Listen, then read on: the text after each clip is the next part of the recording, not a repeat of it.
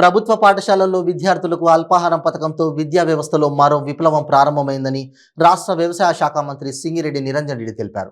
తల్లిదండ్రులు ఉదయాన్నే వ్యవసాయం, ఇతర కూలి పనులకు వెళ్లడంతో పాఠశాలకు వెళ్లే విద్యార్థులు ఉపవాసంతో ఉండకుండా తెలంగాణ రాష్ట్రంలోని అన్ని ప్రభుత్వ పాఠశాలల్లో అక్టోబర్ 6 నుండి సీఎం అల్పాహార పథకాన్ని అమలు చేస్తుందన్నారు. అనంతరం మంత్రి విద్యార్థులతో కలిసి అల్పాహారం తీసుకున్నారు. ఈ కార్యక్రమంలో అధికారులు, ప్రజాప్రతినిధులు తదితరులు పాల్గొన్నారు.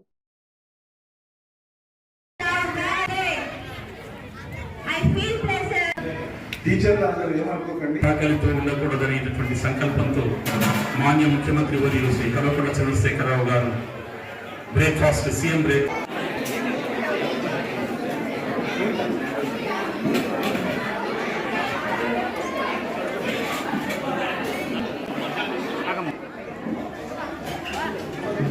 గారిని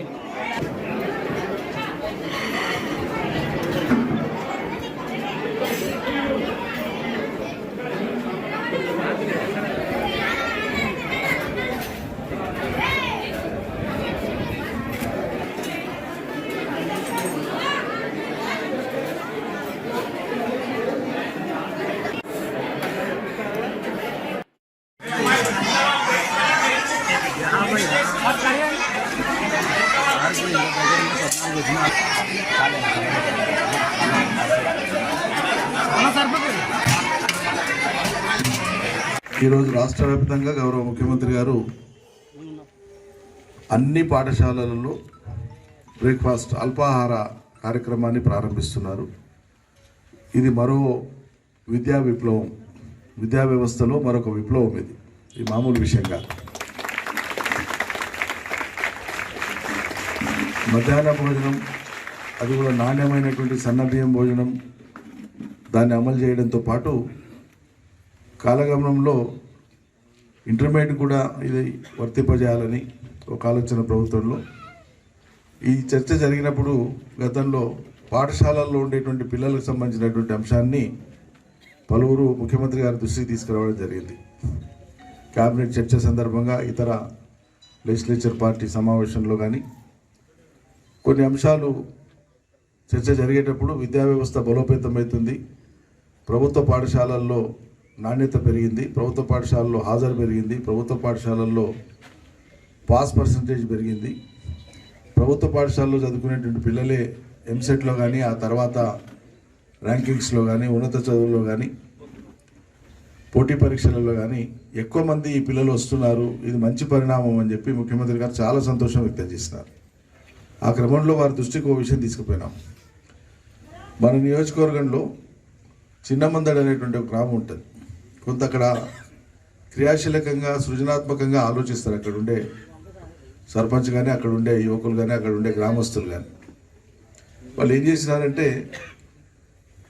పాఠశాలలో ఉండేటువంటి ఆ స్ట్రెంత్ కానీ, ఆ పిల్లలు మధ్యాహ్నం అయ్యేటప్పటికి 12-1 గంట మధ్యాహ్నం భోజనం పెట్టే లోపల 1-2 సందర్భాల్లో వాళ్ళు పోయి చూసినప్పుడు పిల్లలు ఒకరిద్దరు తోసి వచ్చి పడిపోయినారు.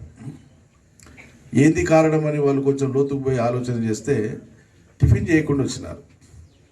ఎందుకు చేయకుండా వచ్చినారని చెప్పి మళ్ళీ దాని మీద విచారణ చేస్తే చాలామంది వ్యవసాయ కూలీలు, వ్యవసాయదారులు పొద్దున్న లేచి వాళ్ళ పనులకు వెళ్ళిపోతుంటారు.